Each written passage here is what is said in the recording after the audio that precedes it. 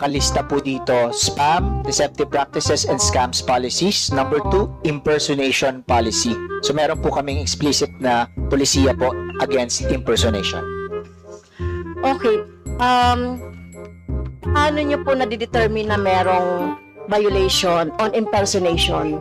So, ito ba, using lang yung mga trolls na nagre-report ng sabay-sabay o nag-i-inform sa inyo na sabay-sabay? Kasi ganyan po yung experience na, hindi naman kayo, no?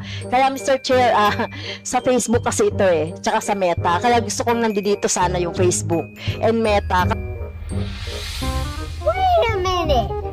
Who are you? Ang kapal-kapal ng mukha mo. Pati makeup mo ang kapal. Sama mo na yung mga